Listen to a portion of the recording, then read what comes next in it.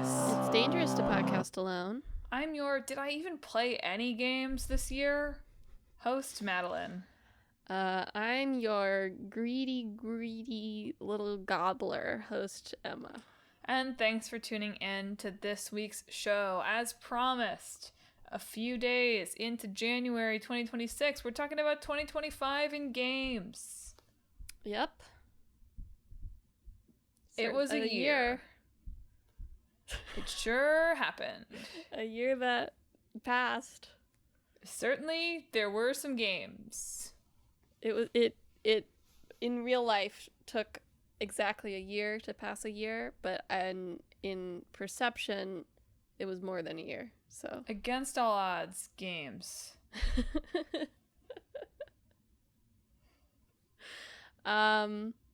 Yeah, I feel like a pretty weak game year for me, which I know is not like the popular consensus on this year, but for me personally, I did not play a lot of games or any, 100 line, and I say this with the stipulation that it's very greedy of me to want more than 100 line in a year. But I didn't play any games that like surprised me by how much I liked them, which I usually have one or two in a year. I feel like where that is the case. I think also a lot of the big releases were not quite so talk this targeted as they sometimes are. So that felt like I was going back and I was looking at it and I was like, oh yeah, like Silk Song came out and obviously Emma played all of Clair Obscur and I will somehow finish that game. But I didn't love Clair Obscur. I know, I remember. And as I have talked about on the show before, it is hard to believe that the Nintendo Switch 2 has sold 1 billion units. Yeah. The lack of... I know what I was going to say. She'd say Mario Kart is the killer app, but the lack of truly artistically, and I know what I was going to say, Mario Kart is artistic, but the lack of a truly iconic vista for the Donkey Nintendo Kong Switch 2. Too. People like Donkey Kong. Yeah, but Donkey Kong was nominated for Game of the Year. Donkey Kong is never going to be art. I'm just kidding. Wow. I'm sure the game is good. Can you imagine? Metroid Prime 4 came out, although I guess that had a Switch release also, I think. I'm just saying that it's interesting. On paper, a lot of stuff this year that should have been like, oh wow. And instead, it's sort of all, slop's the word of the year, right? Sloppy year in general. Yeah. So yeah, it feels weird to say because I do feel like the general tone on this year was that there was a lot of great games, but not a lot of big releases that I was excited about. And then the indies I played, they were good, but like not like adding to the list of things I really like good, Where's Blueprints on your list? I think it's cool. Okay, I was wondering about that because I was like, I feel like you liked that at the time, but I played a lot of games I liked, right? Yeah. I'm being very greedy, right? I'm not saying I only played games I didn't like this year. I just didn't play any Nine Souls or 1,000 Times Resist or I Was a Teenage Exocolonist or Signalis. God, I still have to play I Was a Teenage Exocolonist. Or A Space for the Unbound, right? For the past 4 or 5 years, I've had one indie game that I wasn't really anticipating or expecting, and I played it and was like, wow, this is one of my new favorite games of all time. And I got 100 Line this year, which I loved and certainly set my brain afire, but I was expecting it to. It was not surprising. Yeah. So, yeah, I guess that's my take on the year. My negative sounding, I guess, positive take on the year.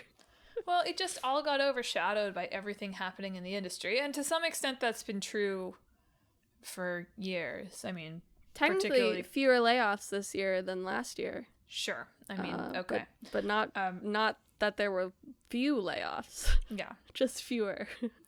I mean, like, objectively, it should have all been, like, overshadowed by things happening in the industry since, like, you know, post-pandemic, whatever that means. But there were at least, yeah, the games didn't quite make up for it as much this year, at least for me. Silk Song people, come find us. I mean, yes, Silk Song came out. Maybe one day I'll get to Silk Song, but not currently. Yeah. I mean, do you want to talk us? Do you want to talk big? Small to large? Large to small? I don't know, Malin, you lead us. I don't have a strong plan for this episode. I played so few games this year. You played how many? I think I only finished 6 games. Now, granted, 2 of those were Final Fantasy Rebirth, which frankly took so long. You were playing that last year. I know. And I still played like 60 hours of it, 70 hours of it or something in 2025. That game was...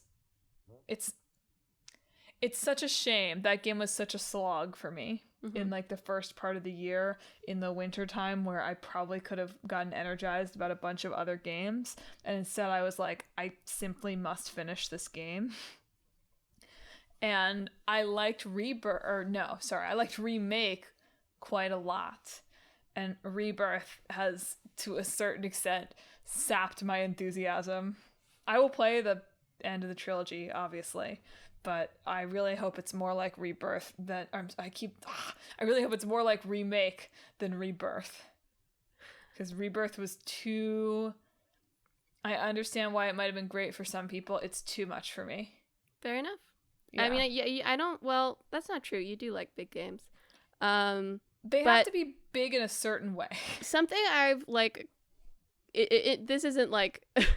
a response to anything in particular, but something I've been realizing this year and like last year is or I knew this already, I guess, but like really internalizing is that our tastes are quite different, actually. Sure. I think there's significant areas of overlap. Sure. But I do think that Madelyn core and Emma core are quite different. Yes. So lately when I recommend you things lately, I've been trying to not think from my own perspective as much. Wow. Emma thinks I'm trash. It's just Madelyn asked me for like anime recommendations when she was back, and I gave her 3 anime that I haven't watched all of because I didn't like them that much, but I thought that maybe she would. Emma thinks I like things that are bad. So yeah, I think I only have 6 finishes. It's possible I've forgotten something, and I played some games, like, I played a decent amount of UFO 50, right, but I'm not giving myself the finish there. I've played a good lot of Once Upon a Katamari, but I'm just not done.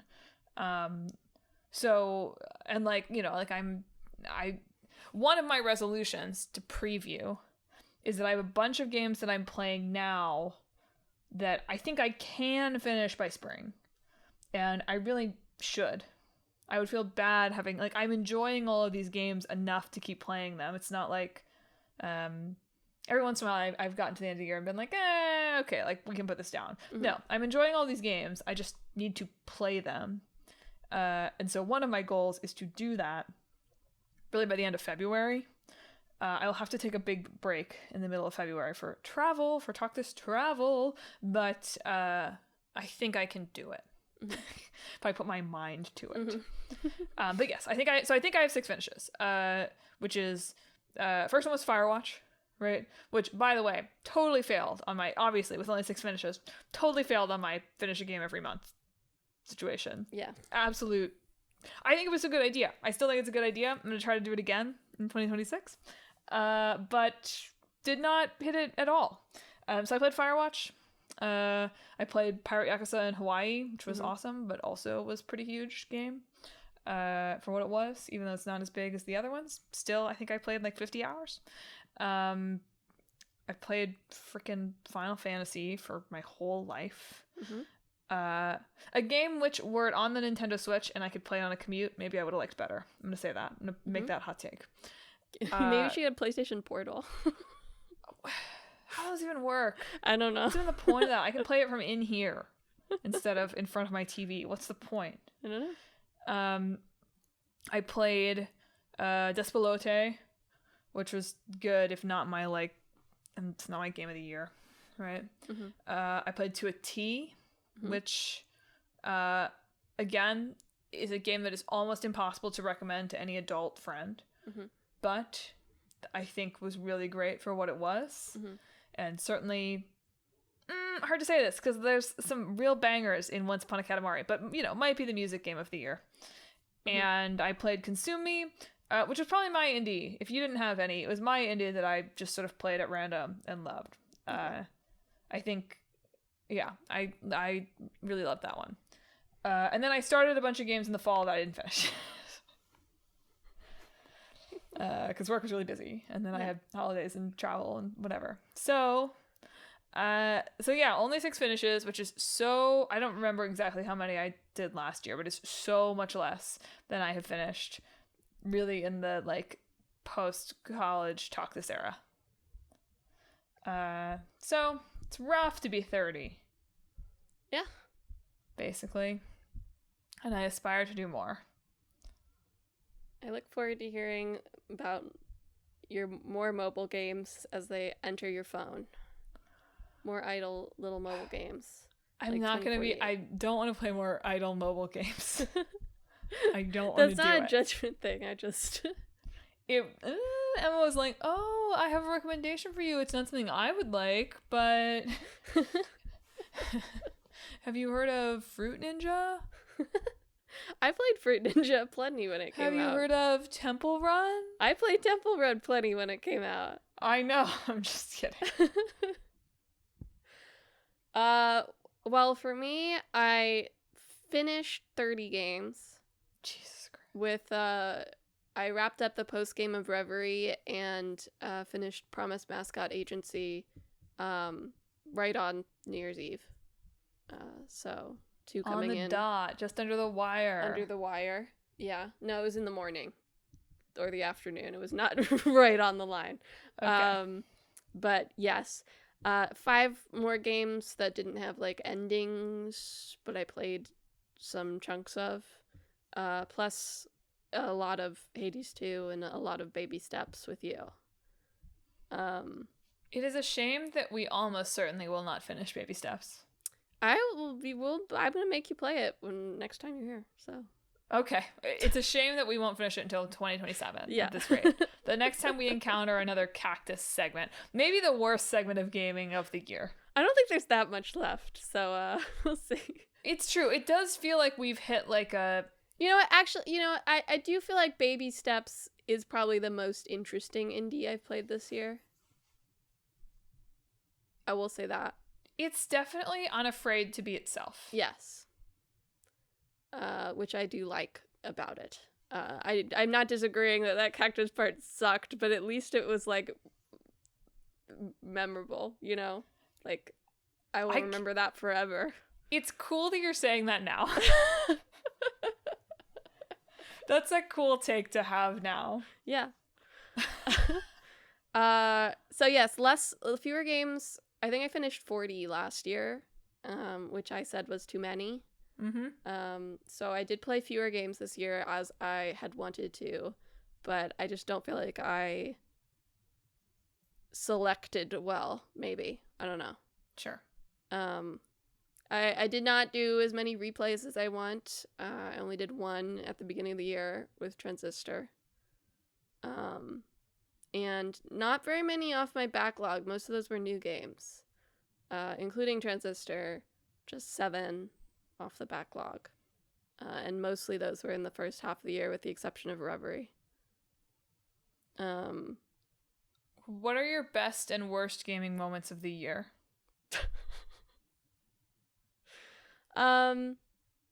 Worst cactus segment. We're cactus segment. No, I got the wind taken out of my sails a lot with the Hades 2 Yes. ending update. I that really felt like it sucked a lot for me personally. And I want to finish Hades 2, but I just haven't had the motivation to go back to it. Mm-hmm. And I do think, I mean, the thing is, I probably would have bought Hades 2 on launch because I was really excited for it. Yeah. But when we get to resolutions, we can talk about this more, but one of them is, like, buy less games at launch. really be selective about which games you buy at launch. Sure. Because that just, I felt like, burned me so badly. Best gaming moment is when you finish the first ending of 100 Line, and then you go back to the title screen and there's a 2 on it. And it's really good. Awesome. Yeah. Worst gaming moments. Cactus segment. Yes, for sure. Every time I played Onion Delivery in UFO 50. Every time I lost in Bushido Ball. Also. Just kidding. That was satisfying. Onion Delivery just sucks. What else have I got? I feel like the final boss fight with Sephiroth, I had to, like, cheat, practically. I had to, like, look up how to do it.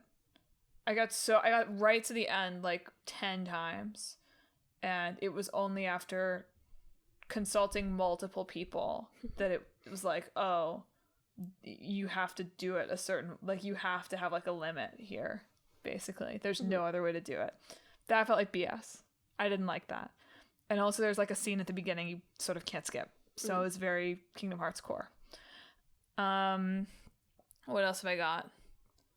Worst moment of the year gaming moment was every time RGG didn't announce a new Yakuza game. Worst moment of the year, honestly, is when the dog goes missing in To a T. True. Yeah. That's devastating. Walligat. Worst gaming moment. Oh, when I accidentally walked into a fight in Clair Obscur, unsure when the last time I'd saved was, at like 2 health. And I had to fight it like 30 times. I think they've added a runaway button. So but you have to, it takes turns to run away. So I still would have, I tried that. Oh, okay. And you still have to parry like 20 times successfully.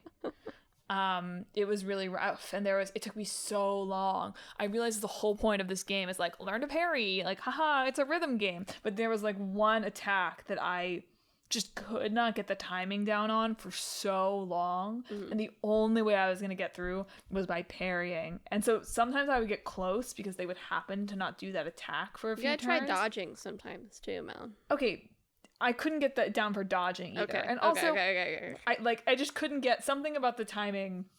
I just couldn't do, and it was an attack that hit like the whole party basically. So it was just like, I'm trapped here. But I did eventually get through it. Also, worst gaming moment, every time I start Clair Obscur and I walk the wrong way for half an hour. Fair enough. Lack of map, great in Baby Steps. Lack of map, bad in Clair Obscur. Yes. Yeah. Why is there no map? I don't know. What purpose does that serve? It's not like their levels are like intricately designed or anything. No. So I don't really think it really does anything. There should be a map. I think. Map, good. Yeah. Those are my worst gaming moments. Best gaming moments. You have a lot. What? You have a lot. Best gaming moments? You have a lot in general. I'm just firing up Madelyn's gaming impressions of the year, basically. Okay. Best gaming moments. End of Pirate Yakuza in Hawaii. Both the dance segment in the credits, where they boogie, but really when my boys, reveal their true feelings for each other at the end. That was crazy. That was crazy stuff there at the end. I am so excited for Yakuza 9 coming in fall 2026. I don't think so, Mel. Coming in early winter 2027. I don't think it'll be till 2027. You don't think it'll be till 2027? No. I mean, maybe early 2027, but not. But not like no later than Q2, right? That's what I said. Yeah. Okay. I can survive that. Best gaming moment. Getting an A++ in Consume Me without even trying, really. That's not true. I spammed like one reading thing one time. Best gaming moment. The release of Once Upon a Katamari. Another anticipated game for me in 2026 is the annual release of Katamari. that surely is going to happen now. Sure. Yeah. Yeah. Those are some best ones. But there's not very many of those in terms of the industry. No. Worst gaming moment. All of it. Worst gaming moment. The Game Awards. Yeah. Yeah, the Game Awards were interesting because the most quote unquote independent games that have been nominated for Game of the Year. And I did feel like, you know, they're not really my games, the big tentpole releases of this year. So naturally I probably see less of them, but I don't feel like they like Ghost of Yote like made a big impact when it came out. Yeah. Not that, you know, it's like People Avatar. like it, but like Avatar, is that what you just said? It's like Avatar. I know that's an old joke, but I'm sure, like, in the sense that I'm sure it did pretty well. I just don't see anyone talk about it. Yeah. You know. Or Death Stranding 2. Or Death Stranding 2. Which is why it's apparently a musical, so I need to play it for my agenda. Yeah. Or at least has musical sequences, multiple. Yeah. So I'll have to get around. Yeah, I need to not get a around lot of to great that. memes this year. I mean, some like exciting indie-ish releases, right? I mean, A lot of indies. yeah. And obviously a lot of games that people have been waiting a long time for, from Silksong to Metroid Prime 4. Yep. To a new Mario Kart. Yeah. To more Deltarune. Yeah. To various other things. So yeah, I mean, definitely still a lot of games coming out. Too many, one might say. It just all feels culturally swallowed up by AI to me. Yeah. Well, I mean, I did a few Steam Next Fests this year because I like doing them. But since I started looking at it, and certainly since they began, it has grown precipitously in terms of the number of games that are in there. And also has become harder to find things that are not just AI garbage. Yep. So a lot of games out there that are just we did an episode on this, like of storefronts and the sort of replacement of shovelware with AI garbage.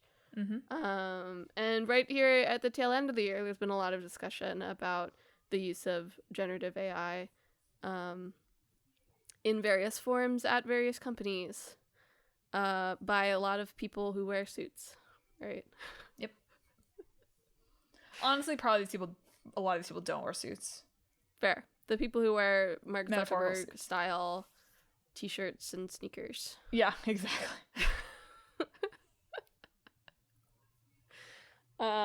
They're innovators. They're also, disruptors. Also a lot of games that seem to have gotten away with it just fine and not I mean, it does feel like, you know, you have a certain audience. Larian's boss did an interview where they talked about using generative AI at the studio, got huge pushback through a hissy Twitter fit where he changed his bio and his profile picture a lot. Like the fan base of Larian is going to be sensitive to the use of generative AI. But Arc Raiders has just been popping up on... It won Best Multiplayer at the Game Awards. It's been popping up on tons of Game of the Year lists. Every time I see it, I do a little... which has, you know, AI voices in it. It does feel like this year has to be kind of a tipping point, right? Certainly for anyone who writes about games or talks about games, and we'll have to think about this too in our limited extent. I just have to think about how you want to treat it and how you draw the line about it. And, you know, whether people are being open about it or not, and what happens if the usage comes out after you've already reviewed it and all that other sort of stuff, right? Yeah. And just having to think about the plan as a a fan society and a critic society of how you want to handle it, right? Well, it's an interesting thing, right? I mean, in some sense, okay, right, because if you didn't know anything about generative AI, right, if you didn't know any of the it's worse than almonds and it's stealing everybody's art and whatever of it all, right? Yeah, and it's my general take on generative AI and a lot of tools is if we released a toy that killed children, even just a few, we'd probably get that toy taken off the market. Yeah. I don't know. That's my take. Yeah. I think that's fair. But, so the point I'm driving towards here, though, is if you didn't know that, Yes. you don't know your toy is killing children, Yes. You would probably look at this and say, oh, this solves a major issue that games are facing right now, which is that there is an expectation for them to be bigger and bigger and bigger, and they are taking longer and longer and longer to make. Yes. And so if you didn't know that AI is bad, which is the official stance of Talk This Podcast, you would say, oh, what a great thing. This solves a major problem. Maybe it solves some of the problem of crunch, right? Maybe it gets through some of the stuff that is making it that like games take 6 years to develop and cost $1 bajillion.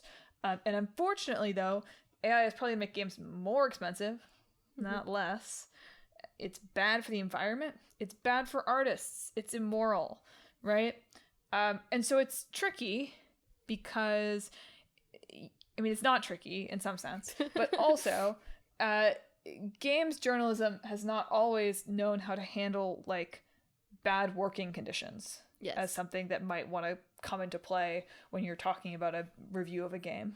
And AI feels like it falls into that same category, except that culturally we haven't 100% decided that it's bad yet. So it's difficult. Because, I mean, what makes it less difficult is that it mostly outputs garbage. So as long as it continues to do that, it's probably not that difficult because it is not really doing what it would be promised to do. Like, crunch is almost more complicated to think about because it maybe, like, quote unquote, something good comes out of it, right? The game is better, maybe. This is debatable too, obviously. But, like, theoretically, the game is better because people crunched. They worked more, and so the game is better. Now, management should have been better, blah, blah, blah. But when you get to that point, the game is probably better for people putting in insane work than if they didn't. AI doesn't necessarily do that. Even what was funny about the Larian interview was he was like, yeah, I don't think it's really improved our efficiency or anything. Which is insane. What's the point of it? What's the point? I mean, unless you're saying it hasn't improved our, like, time efficiency, but it's let me fire some people, like, which is, I mean, there was a whole separate discussion happening around there of people talking about Larian's, like, hiring process for narrative. And people were like, yeah, I had 12 interviews before they said no. And of course they make you do unpaid writing tests and stuff too. Yeah. Like, people were like, yeah, I got turned away for not being Larian enough in my writing, and apparently that's not something you can teach. Well, okay, I take a little less, like, that's maybe. That would be valid, but not after 12 interviews. That's insane. It's valid to say someone's writing style doesn't match the house style and that you sure. I mean, it depends on the prompt, and people can write in different styles. Sure. It's just it's a job as much as anything else. Yeah. I'm just saying the rest of it is absurd. That I'm like, well, it's a vagary that doesn't mean anything, right? Sure. It didn't come with any specifics attached. It was just not Larian enough. Okay, that's it. Yeah. It's not possible to find a job in games that you're gonna keep. So, yep. That's the other issue. But no, I just feel like culturally, generally, 2026 feels like it has to be an AI tipping point, right? I mean, already some of the House of Cards is falling, right? I mean, I think that it's reached a point, a lot of it at least, has reached a point where it is not going to get significantly better. And I don't think it has managed to fully integrate itself into our lives, like smartphones, which are also at that point, right? Yeah. Or video game consoles have this problem too, that they're going to have to reckon with, of they can't really get that much better. But I feel like AI has reached that point too soon for it, and that will have a fallout on the industry. But I mean, the video and image generation capability probably will still bring down society. Sure. But yes. The idea that it's gonna, I don't know, it's hard for me because I like know how to read and write. So maybe it's destroying children more than I realize. But the idea that like we're not gonna be able to write our own stuff because of ChatGPT feels unrealistic to me. Yeah. And maybe that's because I'm in a, arts industry bubble where there's more resistance to it than a lot of places. But it just feels like the stuff it's generating is not getting good enough fast enough to, like, it would have to get there this year or people are going to give up. I want to believe that. Just another point. Hope, I don't are coming, remember so, yeah. which. Sorry, I interrupted you. What were you saying? I just said, and let's hope that's the case because elections are coming, and it's going to be bad. Yeah. Go on. I don't remember specifically who I saw this on Blue Sky from. I think it was either Giovanni Colatonio or like Maddie Myers or something. But they were talking about like covering, like what to do, like covering AI slop games when some big company releases something that's like proudly AI, whatever. And they're thinking about reflecting on like Hogwarts Legacy and how a lot of critics, for very understandable reasons, declined to cover it.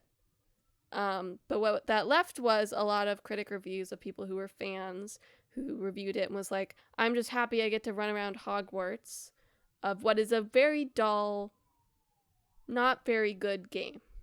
Sure. Just looking at it objectively. Yeah. And maybe if more reviews had come out that frankly engaged with the fact that it wasn't very good, that would do something to its cultural cachet, or at least its hindsight, right, of the greater thing. So with AI games, is it better to fully refuse to engage with them? Valid choice, right? Or is there some value in reviewing them and being honest about their shortcomings? So what I'll say on that front is I think that, and I'm not saying you were presenting it as such, I think Hogwarts Legacy is not a perfect one-to-one comparison here.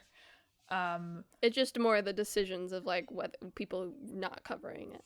Right? No, but it's interesting to think about for me, right? Because in calling out there's a bunch of people who are just excited to run around Hogwarts, right?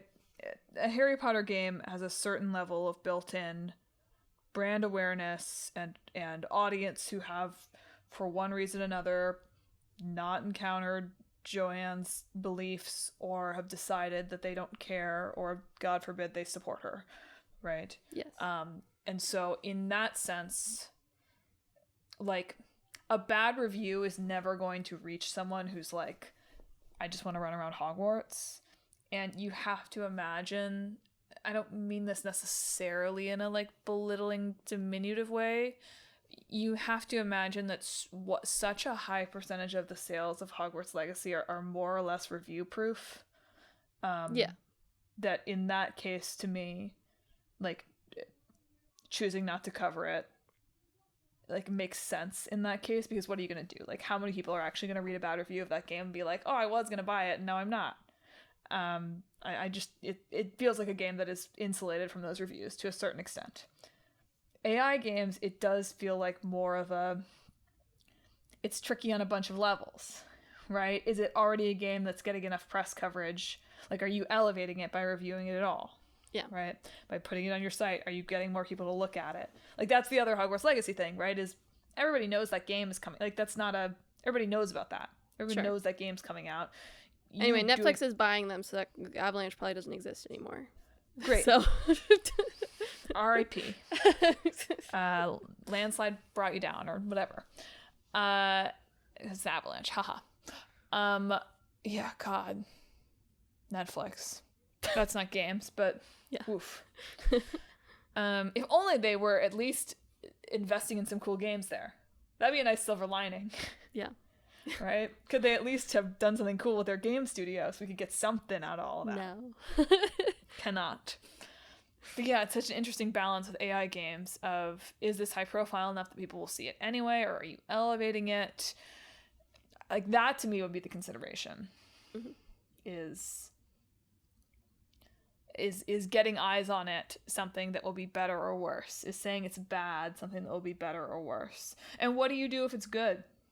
Right? That's the other quandary, is you put yourself in a position of, if the game is good, but I mean, that's kind of how what happened with Arc Raiders. Yeah. Which is interesting. Because, to play devil's advocate, even if you say, oh, well, the art that AI puts out is going to be bad, or like there's going to be things about it that are bad, there are plenty of janky games or imperfect games that are great games. Yeah. And so sort of unfortunate. Yeah, it's hard to think about putting yourself in that critical seat where you might encounter that situation, and then what do you do? The other one last interesting thing on this point is there was an interview with what's his name, Bruce Strachey, the Last of Us director that's not Neil Druckmann, who left Naughty Dog and made his own studio, and he was talking about his new game, which is called Coven of the Chicken Foot, which looks quite cool, and he's very interested in AI in the sense of character AI. Mm-hmm.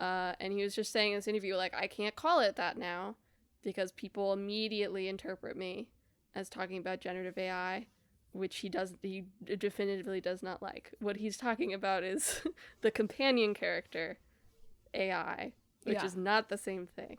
Yeah. So that's another thing. We've been just saying AI when we mean generative AI. Yeah. That might be something that the community at large needs to precise in their language to avoid things from getting muddled from people who don't read. Well, even something like procedural generation, if you're not steeped in, if you're the average gaming consumer, why would I understand the difference between that and generative AI? Yeah. I don't really fully get all the technicals of it. I don't either. But I know I just know it's different.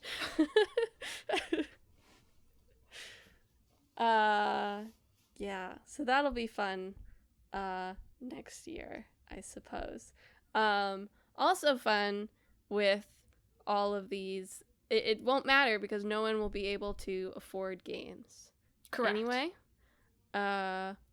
because it's always been a semi-luxury hobby. Things are expensive, but it's becoming more so. I would not. They have Sony and Microsoft have raised prices on their consoles. I would not be surprised if that continued next year. Nintendo, when they announced the Switch 2, had to sort of back off for a minute when the tariffs were announced, and ended up just raising prices on accessories for that. There's specific consoles that are just released in Japan now that are cheaper because they don't have to fit in the tariffs. Yep. And Grand Theft Auto will come out at the end of next year, ostensibly. Maybe. After a couple of delays, if Rockstar is not sued into oblivion or whatever by then. Which, Keir Starmer's talking about it, so it's on the radar. Yeah. It's not just a gaming industry specific issue. They're union busting. They're very blatant union busting. And when that comes out, as I read in a piece in The Economist, it'll raise the price and that'll be great for everybody.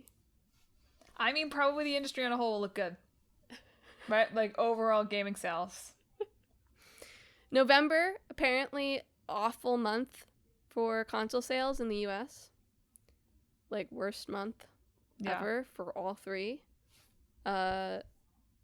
Just in the US specifically. I believe the PlayStation and Xbox struggled elsewhere, but the Switches were fine in like Europe and whatever.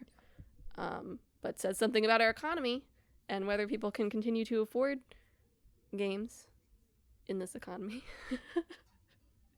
And so we'll see that next year too. Yeah. But no consoles to play the games on anyway. Microsoft's done, right? They say they're not, but I don't believe them.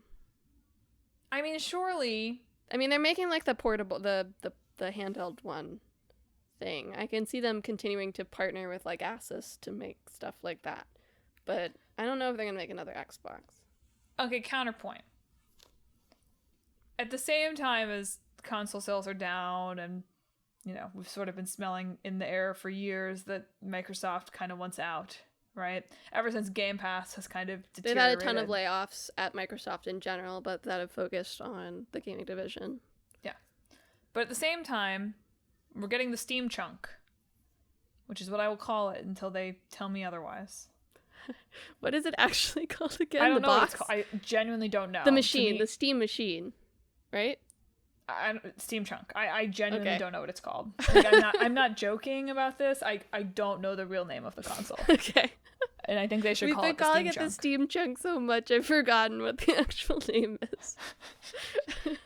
So on the flip side, right, we're getting a new, for the first time in who knows how long, a new major player in the console market. And the Steam chunk, I mean, I don't know. I have to suspect it will do well. Steam Deck did well. Yeah, the Steam Deck did do pretty well, I believe. It is not doing like Switch numbers. Sure, but like that's who's buying those? Yeah. Mystery. And I do think it's going to be more expensive than a console. Sure. That seems to be the word on the street, is that it's going to be more expensive than the Xbox or the PlayStation. So I don't know how that will affect it. But the console prices are going up anyway. I bet it won't be so much more. I bet by the time it comes out, it won't be shockingly more expensive. That's my suspicion. That's not based on anything. That's just a vibe. Yeah. I do think the Steam is somewhat hindered by the fact that I think parents still sometimes go in to buy a console for their kid and it's like, I want the Nintendo. Sure. And they don't know what Steam is. That's Right. valid. It's if you know what Steam is, if you're buying a Steam thing, you're probably buying it for yourself or like your gaming partner. Sure. Right? No, the marketing will be essential. Yeah. In that regard. But also the fact that they are not really going up against, I mean, there's not going to be a PS6, there's not going to be a new Xbox. Like, it will be the new console on the market. Yeah. So that probably helps. They're not really going head to head with anyone in a truly direct way. Yeah. So it's interesting because if there's anyone who's poised to make a machine that is essentially like a PC that you hook up to your TV, it's Microsoft. So that, to me, I'm sure they're watching the Steam chunk carefully. Sure. Yeah. Because you're right that Xbox's got nothing. Xbox is dry. But if they see, oh, there's a market for what's essentially a big screen PC, that, I think, is probably the thing that could save Xbox. Although they might rebrand. I traded in my Series S. Best deal in gaming. I didn't use it this year. So Yeah. it'll be put towards the Switch 2, closer to when Fire Emblem comes out. Yeah. It's a shame that no matter what, across any media, the subscription streaming model doesn't really work. No. Yeah. Doesn't really work in TV, ultimately. Movies didn't ultimately really work in games. Yep. Which is too bad. Would have been cool. Last big issue for the year, I guess, is censorship. I guess it was this. Did it start this summer like late spring maybe, but mostly summer. Payment processors, ostensibly banks, at least this is according to Steam, who actually gave a statement on it, so I'm inclined to believe them, is banks were talking to them about it and asking them to take, certain things off their store, even though, we talked about this in an episode as well, so you can listen to that. Whole side quest about this. But, they have said they want to sell everything that's legal on their store, even though they're not very good at doing that. They have been very inconsistent. I've mostly seen this attributed to like their corporate structure, which I believe is very flat. Mm-hmm. And so like an individual can look at a game and be like, nah, actually, I don't think so. So they've been very inconsistent and continue to be very inconsistent about what they allow on their platform. This happened on itch too, of them delisting or removing various games. And then just recently, the latest game from Santa Ragione, of which I played Mediterrario Inferno, I believe last year from them. Their new game, Horses, was banned from Steam and last minute from Epic also, for disturbing content. It's really just, if you've seen like a weird art house movie, it doesn't really have anything worse than that. It's about like a human horse farm. So it's disturbing, but it doesn't really seem to have a lot worse than some of the other games that are sold on Steam. And it seems like there was not a lot of communication back and forth regarding it as well, in terms of making clear what exactly Valve's issue with it was. So first of all, I have to shout out in our little notes document for this, Emma has a censorship category, and she's like, payment processors, double standards, horses. Yeah. Which, having not heard about this particular banned game, I was like, what's going on with, like, is this just a weird fluke? And the studio has talked about this, of they are probably not, the publicity they got for being banned was somewhat helpful, but they are probably not going to be able to continue functioning because of the money they missed out on from being on Steam. Like, Steam's not quite a monopoly, but certainly has a large impact on how your PC game sells, because people do not like having more than one launcher on their PC. Well, that's sort of about what I was going to say, which is you, or maybe in this article, or you said this somewhere or something, you sort of just said it, but I think they say it a little in the article that you quoted too, which is that, we don't consider games to be art, like, for Steam doesn't consider games to be art the way like an art house film thing does, right? Because this is something that might be an art house film, and like they aren't seeing that, even though it's like weird and freaky, and so it's like a different standard. And I was thinking about that, and I was like, well, it's interesting that we even heard about this, right? And it's interesting that we expect, and we talk about this in the censorship episode too, it's interesting that we expect Steam to be like democratic in that way. I would never expect a film studio or a book publishing house, like, Steam is like, oh, you really should be able to submit your game and put it up almost no matter what. And as we learned through this payment processor thing and itch, as a company, that's very dangerous. Or it can be very dangerous, because the moment you slip up on one game, that could be it for you, right? I mean, obviously Steam is not really in a position where that sort of exact thing can happen to them, but, the idea, they have enough leverage that this probably wouldn't happen.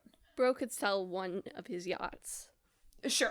To pay for the legal fees. But apart from that obvious solution, the idea still being, like, your business to a certain extent is at the mercy of, like, a bank executive somewhere. And so if I'm Steam, why would I take a risk Or I mean, I'm that for Valve. what it's worth, that shouldn't be how it works. Correct. But So. no. But I'm circling back to, we wouldn't expect, like, the only reason that we have to feel this way about Valve, or have to feel this way about Epic, or we have to worry about the existence of itch, right? Is because these gaming storefronts are so crucial to that market. Yeah. And there's really no way to successfully release your game outside of them.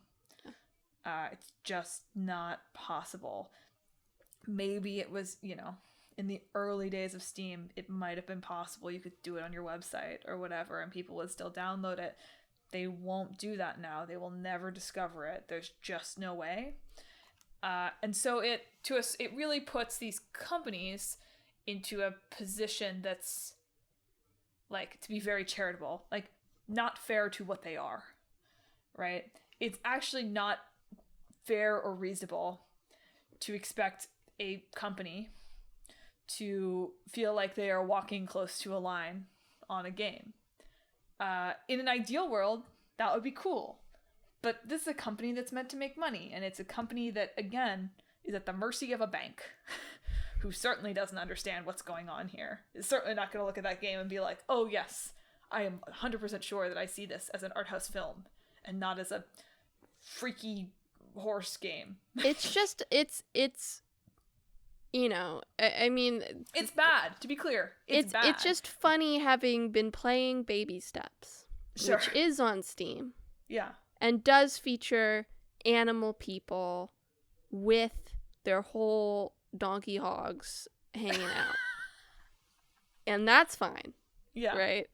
Or like Immortality is an FMB game. Fully naked sex scenes in that. Yep. That's on Steam. Fine. And I'm not saying that to be like, ban those. I'm saying that to be like, they clearly do not have a lot of consistency in how they apply things. I get that. I guess all I'm trying to call attention to is there's almost no other form of, like, gatekeeper in media. I mean, we don't have a lot. The gaming does not have a lot of distributors. Right. And so in the way that films do. It really shines a spotlight on the inconsistencies of these play out much more in the open than they do in any other media. If I'm like a book editor reading a bunch of proposals, I can be as inconsistent as I want, as long as I, I'm not openly discriminatory to people. Sure. If I'm running a film, producing or publishing or whatever, if I'm, you're right. There's also less intermediaries. I mean, there's publishers theoretically, that sort of serve that role. But and you can theoretically make your independent film. I watched The People's Joker this year, and distribute it yourself, right? But it's certainly easier and more democratized with games. Yeah. But it puts those kind of curatorial, or I don't know. Yeah. I wouldn't expect there to be rules for being part of this that have to be quite as consistent as they have to be in something like Steam. So it's a difficult standard to hold them to, albeit they certainly make enough money to potentially be held to that standard. But it's certainly a higher standard and a more public standard than we would expect of any comparable sort of, I submit my thing to you and you tell me if you're going to put it out there on your platform thing. But, I mean, that's theoretically their ethos. I know. And if they want to change it, I guess they should change it. So. Yeah. There's that level of inconsistency as well. Yeah. Anyway, we did a whole episode on this if you want more. Yeah. Shall we talk about our gaming resolutions in this upcoming year that we've been so thrilled about? We certainly should. Emma, do you talk about yours first? I still want to. I don't want to like go back to playing tons and tons and tons of games, right? As I said, I want to not get off the hype train. This has been like a general resolution for me, and I honestly feel like I did okay with it this year. It's just that Hades 2 burdened me so badly. Is really only buy games if I'm buying games at launch, it should really only be games that I'm genuinely excited about and really want to play. As well as games that I'm going to imminently play. Yeah. With the exceptions of, like, I don't know, it's on sale for $1. Sure. Grab that Steam sale That's thing.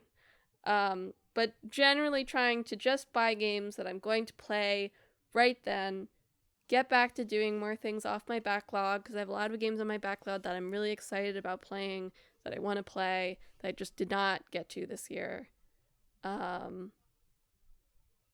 Yeah. I mean, those are my main ones, if I'm being honest. And go back to blogging. Yeah, surely I can do a quarterly blog. I think I can do it. A Madelyn think piece. Play just Fire Emblem. Yeah. No, next year excited for Fire Emblem, new Control, new Danganronpa. Pragmata looks very The World Ends With You core in its gameplay, which is sick. Mm-hmm. So that's what I'm excited for right now. That's what I'm thinking I will buy at launch. And we'll see how the rest of the year goes, I guess. Yes, I'm sure I will play... I'll circle back to my resolutions. I'm sure I will play Stranger Than Heaven. That's coming next year, right? I don't know if they've said, but I assume so. I don't think there's a date, but it's gotta be. There's simply no way. How about Gang of Dragon? That one I'm sure I will also play. And I'm sure I will enjoy both. I will keep whining about Stranger Than Heaven, but I'm sure it will be a fun game. Mm-hmm. I'll play the next Katamari. Ha ha ha ha. Give me more. I'm excited for Rhythm Heaven. Mm-hmm. I like a fun little rhythm game, and that'll be a fun one to have on the Switch. And obviously Kingdom Hearts 4. Yeah, sure. No, it can't. Because, like, if GTA... I was like, oh, maybe outside chance of, like, a November release. Right? Oh, yeah. I mean, But I don't know if there's a lot of crossover. I mean, I guess everybody plays GTA, so there's just I just think you can't assume... Yeah. But it is also the 25th anniversary of Kingdom Hearts in, like, early 2027. So, like, that's maybe really what I should be expecting, to be honest. At this point, I'm just assuming that the next time they really talk about it, it will be imminent. But that's what I'm thinking. I'm like, oh, there's still a possibility they could announce this in June. Yeah. And it come out in November. Yeah. Because they won't be dumb enough to talk about this game until it's about to come out. Yeah. Again. Obviously, they know they didn't do it on purpose. But, like, yes, they won't. I don't think anyone at Square is dumb enough to talk about Kingdom Hearts 4 until it's, like, essentially done. Yeah. But yes, I would, in my dreams, that comes out for holiday 2026. But now that I think about it, it will definitely come out for the 25th anniversary. That's 100% gotta be it. And then remake, or whatever it is next will be like fall 2027. Mm-hmm. Anyway, that's so far away. My gaming resolutions, 1, play more games in general. Mm-hmm. Could not play fewer games than I played this year. Again, I spent the first, like, 5 months of the year playing essentially 2 games. So, and then the whole second half of the year, just my whole life turned upside down. So I don't fault myself, but I would like to be playing more games. And I would like to play some more short games. I played some, like, quite short games this year. I enjoyed that. Talk This Team is taking a trip to Japan this year. And I think that getting a bunch of short games just have loaded up on my computer or Switch for those big long flights. Bring my 3DS. Yeah. Would be good. As I said earlier, and also, like, similarly, like, I'm enjoying Dispatch. I'm enjoying these little bite-sized things, and I'm realizing, okay, there's not so much out that's, like, gigantic that I'm so excited about right now. So might as well play some bite-sized stuff until something big comes to take over my life again. As I said, I'd like to finish the games that I have going on currently by the end of February. So that's Dispatch, that's Clair Obscur, that's Once Upon a Katamari, although I care less about that one. I want that game to last as long as it possibly can. And Deltarune. And then I have other games that I theoretically have cooking. I liked Blueprints, and I just somehow started playing it at a bad time. So I should just really start over. But I would like to play that. I've owned Kentucky Route Zero for approximately 20 years now. And I played all of the first act like 5 years ago or whatever, and I enjoyed it. And then I just didn't play it again. We can play it together. We can do a book club. I could replay it. Okay. It's on my replay ultimately, list, I need to purchase it on my Nintendo Switch. Or I need to play it on a, Steam Trunk. Yes. So, relatedly, if I can finish all of these games, I am allowed to consider purchasing a Steam Trunk. All right. Do I need it? No. Like, is this a good idea? No. You have a Switch. You have a PlayStation. There's so many games you can play on those, Madelyn. You dummy. You don't need a Steam Trunk. And yet, I am tempted. We'll see how much it costs. I'll be less tempted then if you it's can like return to $1,200. I would spend $800. That's probably my cap. Even that's a lot. But I would consider it. Mm-hmm. I would spend $800 if I don't make too many financially devastating decisions this year, which unfortunately Japan already is. Yeah. Starting out great. Starting out weak. It's okay. The yen's so weak. We won't actually spend that much money over there. No, I know that. I am joking. But still. Anyway, and then finally, I need to get back to... I was doing quite a bit of this for a while, and then, I started reading. I need to do more Nintendo Switch while I'm commuting. I have a decently long, decently easy commute. I should be playing more handheld Nintendo games. Reading's good, too. We're just talking about... We know how to read. We should savor it, That's true. And I'm not saying... Just in, like, the latter half of the year, I started to just, like, get back into the bad habit of, like, doing nothing on my phone. Because I was tired, and sometimes I was on crowded trains, and I need to be more disciplined about using that train time to play video games. Or really about picking games on the Nintendo Switch that are good for that. Like, Deltarune was actually pretty good for that, and I just sort of... I still need to finish chapter 2. It's been hard to convince myself to pick it back up because I'm so close to finishing that second chapter, and I'm like, but it's been a while. So I need to pick the right Switch games to play.